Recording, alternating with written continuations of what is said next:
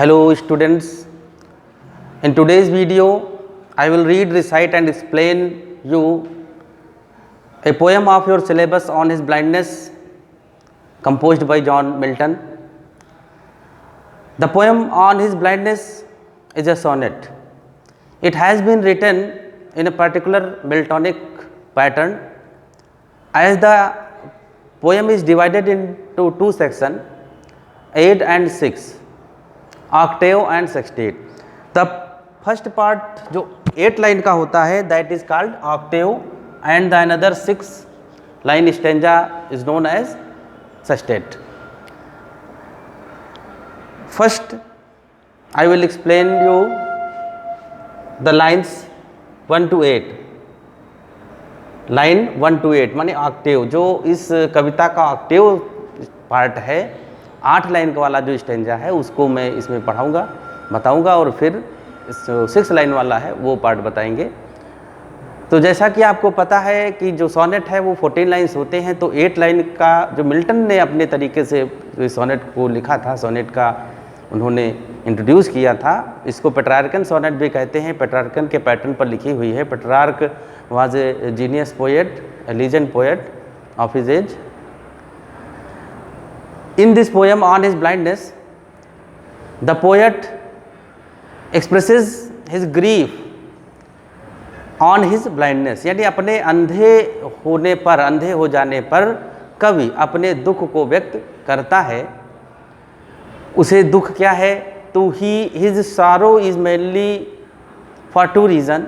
First, that he becomes blind at the early age of 44. Secondly, due to his blindness, he is unable to compose poems and to serve the God and the humanity. So these 2 sorrows trouble him. His mental pain, his mental pain has been fully observed in the poem. You can easily observe his mental agony, mental pain in the poem, throughout the poem. And also in the sextet part, in the second part, you will see how the poet realizes and how he becomes ready to surrender himself to the will of God. So it's a very beautiful poem and also very important.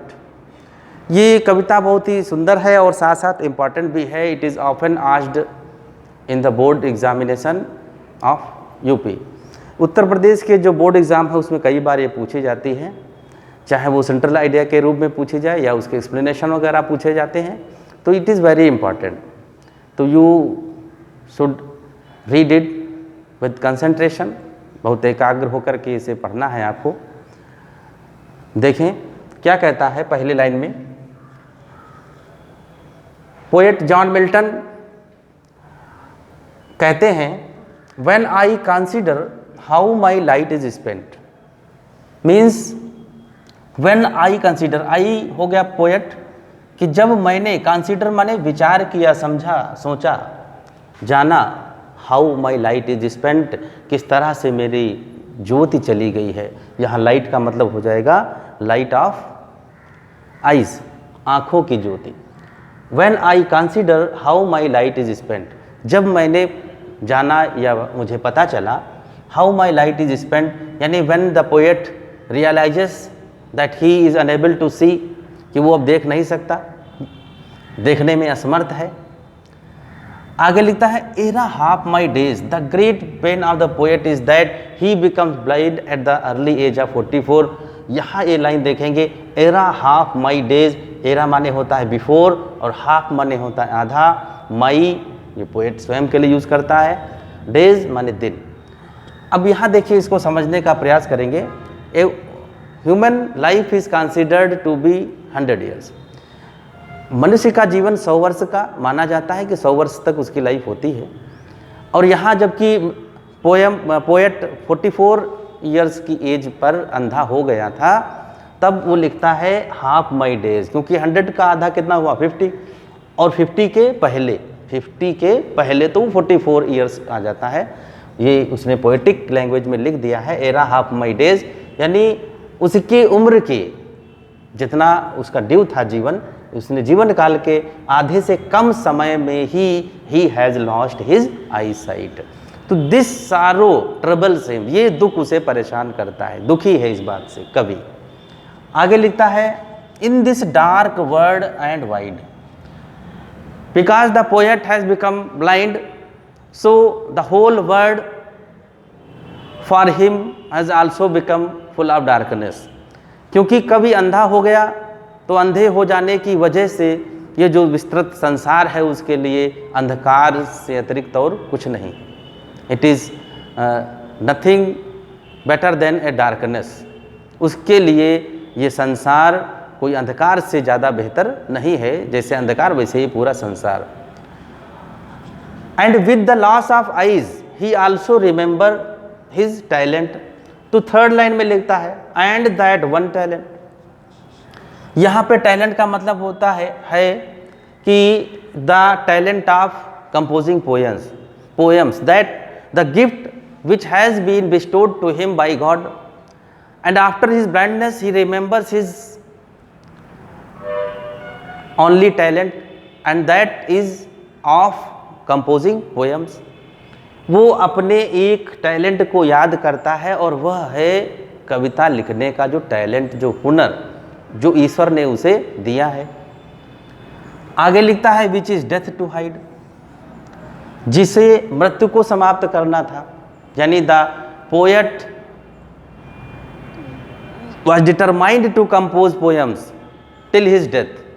कवि ने मन बनाया था कि मृत्यु तक कम से कम वो रचनाएं करेगा, कविताएं लिखेगा, and to serve the God and the humanity as well.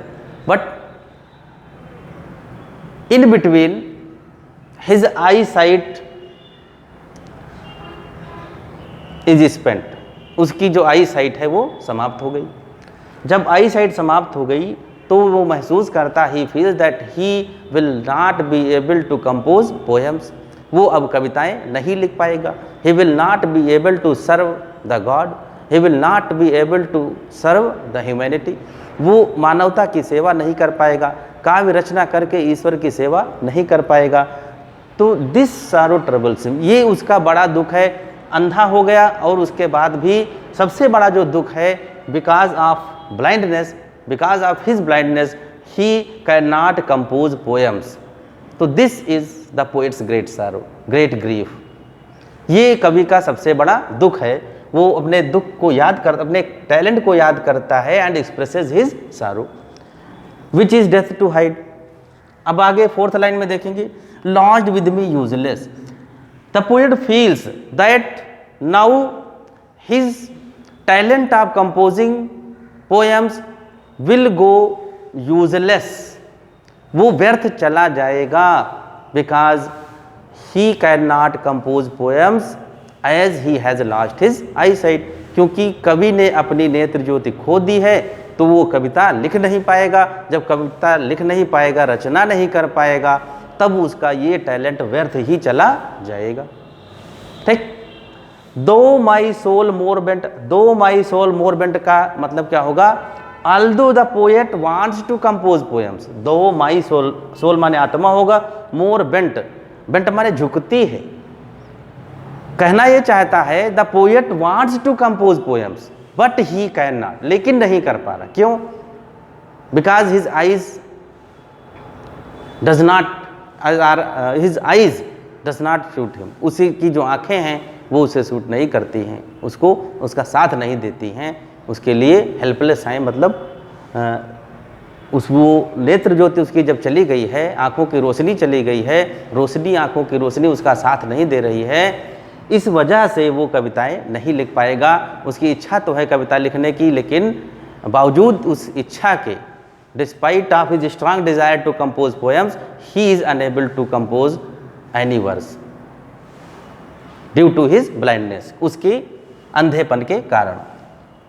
तो पहले जो 4 लाइन्स हैं उसमें ये बताया गया है the poet accept his blindness, कवि अपने अंधेपन को स्वीकार करता है। ठीक। And with that he remembers about his talent, वो अपने उस टैलेंट के बारे में सोचता है जो ईश्वर ने उसे दिया था। टैलेंट क्या था? कविता लिखने का। ठीक।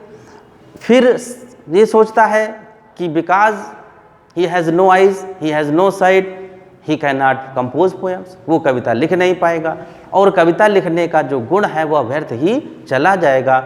Now he can not serve the humanity by his compositions, अपने रचनाओं से, अपने काव्य क्षमता से वो मानवता की सेवा नहीं कर पाएगा। तो दिस सारो ट्रबल्स हिम, ये जो दुख है वो उसे परेशान करता है। And does the poet expresses his desire, his grief and desire of composing poem, कविता लिखने की जो इच्छा है और वो दुख को भी व्यक्त करता है जिस वजह से वो नहीं लिख पा रहा है। ठीक, ये 4 लाइन हो गए। जब अगला देखेंगे दूसरा स्टैंजा, ऊपर वाली लाइन से लेंगे, दाऊ माई सोल मोर बेंड, यद्यप मेरे जो आत्मा है, मेरा मन है, बार बार उस ओर हमें प्रेरित करती है, इंस्पायर करती है to compose poem, but he is unable to compose any poem and to serve, सेवा करना चाहता है, देयर विद माने उसी हुनर के साथ, विद द सेम टैलेंट। कौन सा टैलेंट? कविता लिखने का, उसी टैलेंट से। तो यहाँ लिखा उसने therewith, to serve therewith my maker, अपने बनाने वाले का, बनाने वाला माने ईश्वर, ईश्वर की सेवा में अपने काव्य रचनाओं को रखना चाहता है, लिखना चाहता है। एंड प्रेजेंट, और प्रस्तुत करना चाहता है। माई ट्रू अकाउंट, माई माने कवि का, ट्रू माने सच्चा, अकाउंट माने लेखा जोखा। तो एक ये मान्यता है कि मनुष्य को अपना लेखा जोखा प्रस्तुत करना पड़ता है after death, when he is his soul is presented before the God. जब वो आत्मा के स्वरूप में ईश्वर का सामना उसका होता है तो उसे अपना लेखा जोखा प्रस्तुत करना होता है। Because God has given us many valuable gifts, हमें ईश्वर ने बहुत सारे उपहार दिए हैं और अगर हम उन उपहारों का उपयोग नहीं करते हैं तो इस संबंध में क्वेश्चन पूछे जा सकते हैं। ये शंका विल्टन के दिमाग में भी है कि ईश्वर ने उसे कविता लिखने का हुनर दिया है, and if he fails to compose poems he will not face the God after death, तो वो ईश्वर का सामना नहीं कर पाएगा। यहाँ पर देखेंगे, इसलिए उसके मन में ये विचार आता है कि मैं सेवा करना चाहता हूँ, देयर विद मन, इसी टैलेंट, पोइटिक टैलेंट के साथ, माई मेकर, अपने निर्माता को, बनाने वाले को, और मेकर कौन है? गॉड। एंड प्रेजेंट, और प्रस्तुत करना चाहता है, माई ट्रू अकाउंट, अपना सच्चा लेखा जोखा। He wants to prove that he is also an obedient child of God, वो प्रूव करना चाहता है कि वो भी ईश्वर का एक ओबेडियंट चाइल्ड है, एक आज्ञाकारी संतान है, ईश्वर की सेवा करना चाहता है। आगे लिखता है, लेस्ट ही रिटर्निंग चाइल्ड, डाउट उसके मन में आ जाते हैं, शंका आ जाती है, लेस्ट ही रिटर्निंग चाइल्ड, कि कहीं ऐसा ना हो, ही वह, रिटर्निंग चाइल्ड, वापस जाने पर, यानी after death, when he will face the God, जब वो ईश्वर का सामना करेगा तो गॉड विल चाइड हिम, यानी ईश्वर उसे फटकारेगा। यहाँ चाइड का मतलब क्या होगा? फटकारना। ईश्वर उसे फटकारेगा for not using his talent, अपने टैलेंट का सही उपयोग न कर पाने के कारण कहीं ईश्वर उसे पनिश न करे, दंडित न करे, ये उसके मन में डर है।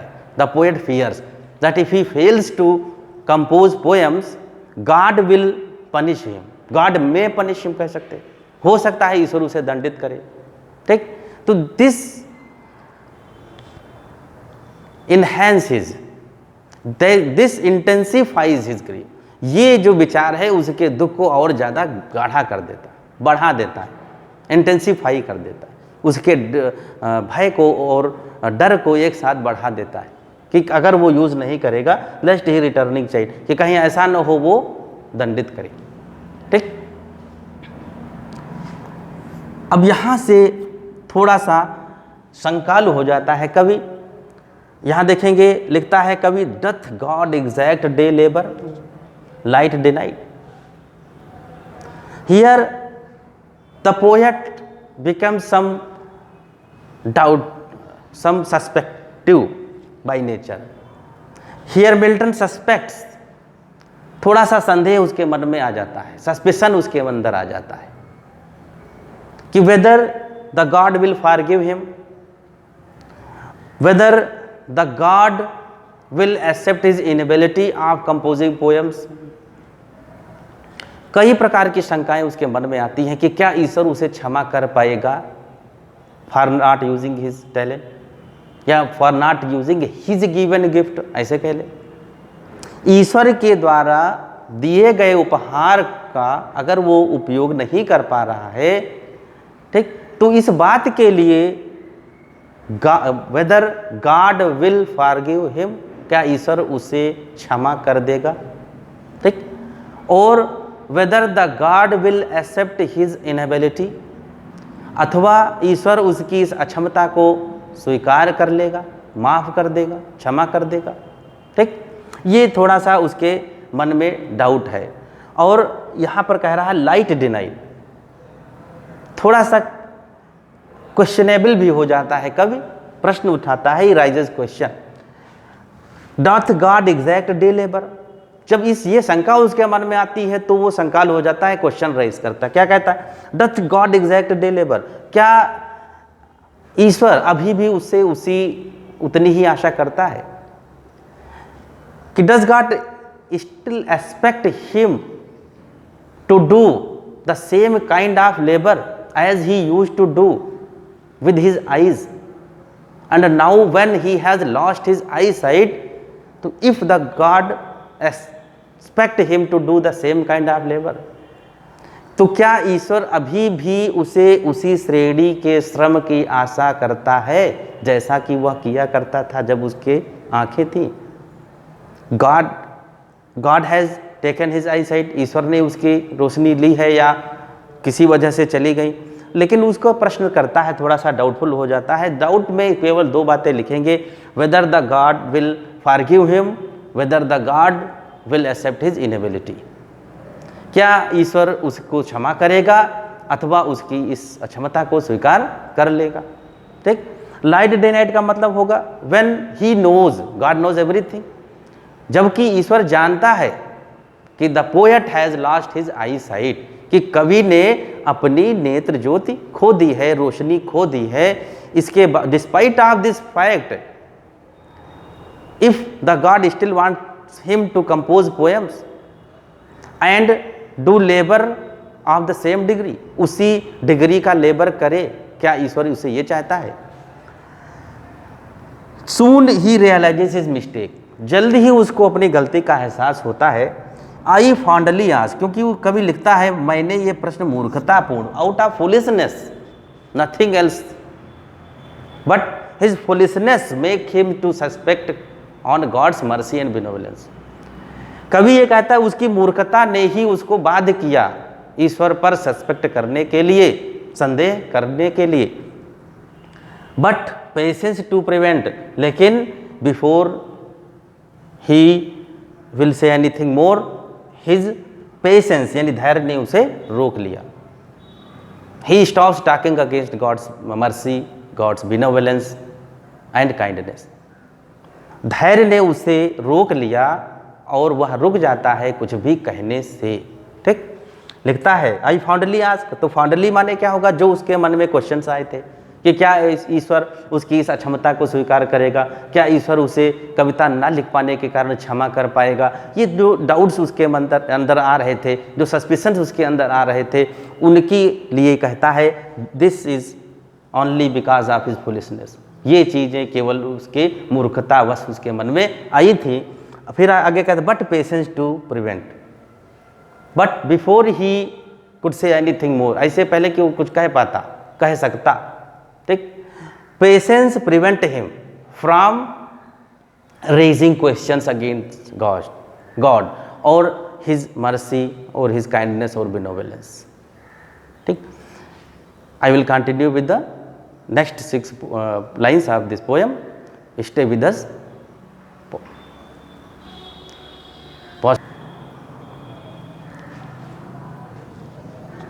पहले स्टैंजा में आपने देखा था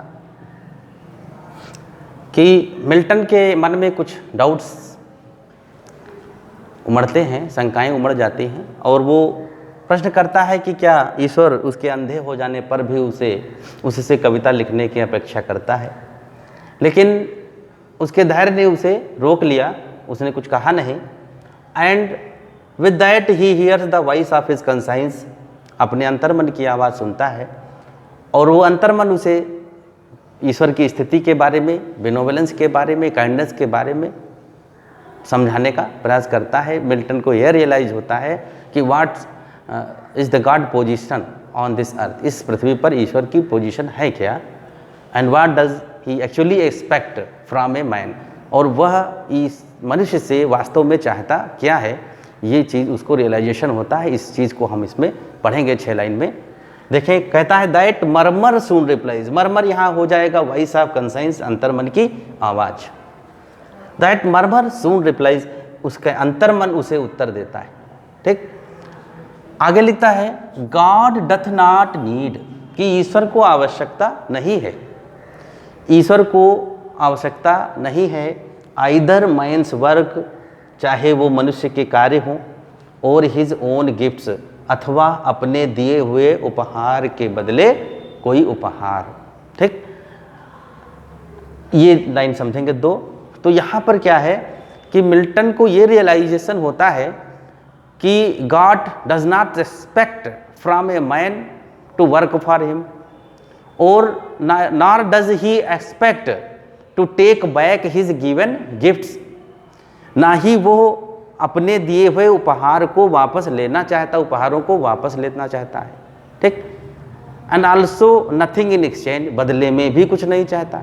तो what does the God actually expect from a man, वास्तव में ईश्वर मनुष्य से चाहता क्या है। ठीक, ये बताने का प्रयास किया मिल्टन ने, समझेंगे। आगे क्या लिखता है, who best bear his mild yoke, who best bear his mild yoke, ये लाइन समझेंगे। Who best bear his mild yoke, इसका मतलब क्या होगा, इसका मतलब ये है कि the person who patiently bears the given task और या given responsibilities of God, God has given us some responsibilities, and if we bear those responsibilities patiently without complaint, it means that we are serving him in the best form. यानी यदि हम ईश्वर के दिए हुए उत्तरदायित्वों का निर्वहन धैर्यपूर्वक बिना किसी कंप्लेन के स्वीकार कर लेते हैं, सह लेते हैं, निर्वहन कर लेते हैं, तो हम उसके सर्वश्रेष्ठ तरीके से सेवा करते हैं। ये मिल्टन का नज़रिया है ये बताने का कि ईश्वर हमसे कुछ चाहता नहीं है, वो इतना चाहता है कि हम ईश्वर के दिए हुए कर्तव्यों का जो उत्तरदायित्व है उनका निर्वहन धैर्यपूर्वक करें। ठीक, आगे लिखता है दे सर्व हिम बेस्ट, यानी जो सर्वश्रेष्ठ तरीके से अपने उत्तरदायित्वों का निर्वहन कर लेते हैं वे उसकी सेवा भी सर्वश्रेष्ठ तरीके से करते हैं। ठीक, दे सर्व him best.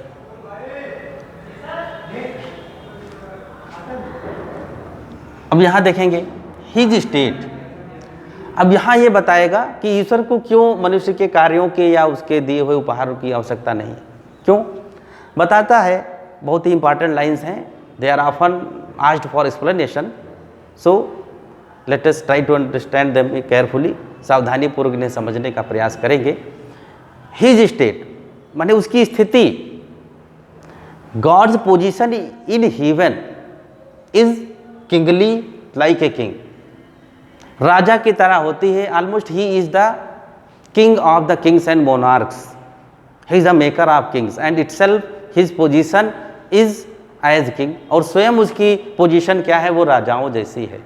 He is the king of the kings, राजाओं का राजा। ठीक, राजाओं का राजा है।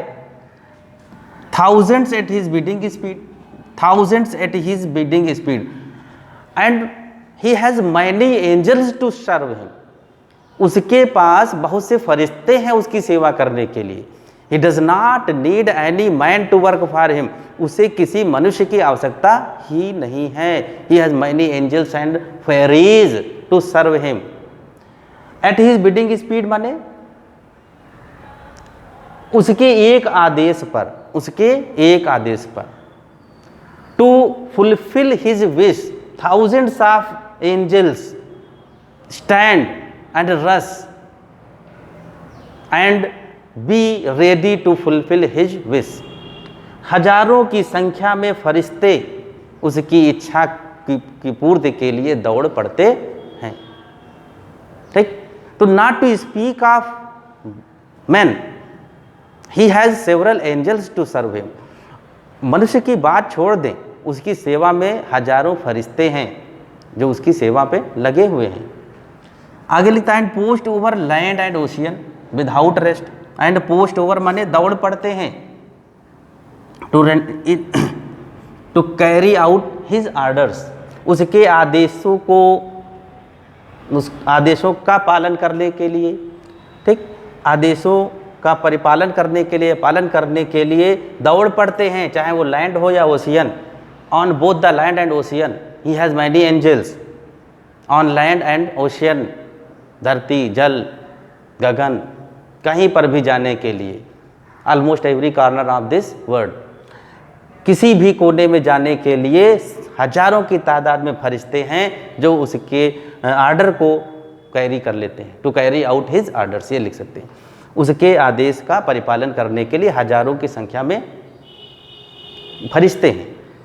विदाउट रेस्ट, बिना आराम के, every time, every day, every time, every corner, कहीं भी जाने के लिए। He has many angels and fairies to serve him, बहुत सारे फरिश्ते, परियां, तमाम सारे उनके हैं जो उसकी सेवा में लगे हुए हैं। Last line is often quotable, बहुत अच्छी लाइन है ये। यहाँ लिखता है they also serve who only stand and wait. So यहाँ पर आप देखेंगे कि कवि ने इस लाइन को लिखा है तो क्यों लिखा है। The poet has written this line just to mention that he has now compared himself with the waiting angels, कि जो बहुत सारे लोग तो उसकी सेवा में हैं ईश्वर की, लेकिन बहुत से ऐसे हैं जो अपनी बारी की प्रतीक्षा कर रहे हैं, who are not given chance to serve him. ठीक, they also serve, but in Milton's eye, कवि की नज़रों में या मिल्टन की नज़रों में, both the categories, the angels who are working and the angels who are waiting, these two category are the same. ये दोनों जो श्रेणियां हैं सर्वेंट्स की वो सेम है। Those who are waiting for their turn and those who are working for the God, वे जो ईश्वर की सेवा कर रहे हैं और वे जो अपनी बारी की प्रतीक्षा कर रहे हैं। तो here Milton compares himself with the waiting angels, जो प्रतीक्षा कर रहे हैं उनमें ये अपने आप को उस श्रेणी में रखते हैं, क्योंकि उसकी नज़र में कहता है कवि दे आल्सो सर्व, कि वे भी सेवा ही कर रहे हैं, वे फरिश्ते ईश्वर की सेवा ही कर रहे हैं। Who only stand and wait, जो केवल खड़े रहते हैं, एंड वेट, और प्रतीक्षा करते हैं। यानी जो सेवक खड़ा रहता है, प्रतीक्षा कर रहा है, to carry out an order, किसी एक आदेश का पालन करने के लिए अगर वो प्रतीक्षारत है, तो he is not second to those who are working. They also serve who only stand and wait. तो हियर मिल्टन कंपेयर्स, हमने बताया कंपेयर करते हैं with the waiting angels and believes that God is kind and benevolent, कि ईश्वर दयालु है, उदार है, and he will certainly give the poet a chance to serve him, but till then he should surrender himself to the wish of God। ठीक, तब तक उसे स्वयं को समर्पित कर देना चाहिए, ईश्वर की इच्छा के प्रति समर्पित कर देना चाहिए। ठीक, और ये बताने का प्रयास भी करता है कि the best service of God is to surrender ourselves to the wish of God, यदि हम स्वयं को ईश्वर के मर्जी के अनुरूप सरेंडर कर देते हैं, समर्पित कर देते हैं, this means we are paying him our best service. ठीक, एक ये बात। दूसरी बात ये कहते हैं कि we should take his reward and punishment alike, कि हमें उसके जो रिवार्ड हैं और पनिशमेंट उनको अलाइक कर मानना चाहिए, सहजता से लेना चाहिए। ठीक, God is kind and benevolence. We should always have faith in His mercy and benevolence, and our best duty is to surrender ourselves to the wish of God. Thanks for today. That is all from me. Hope you have better understood the poem. Read it again and again. Try to make explanation. Thank you very much.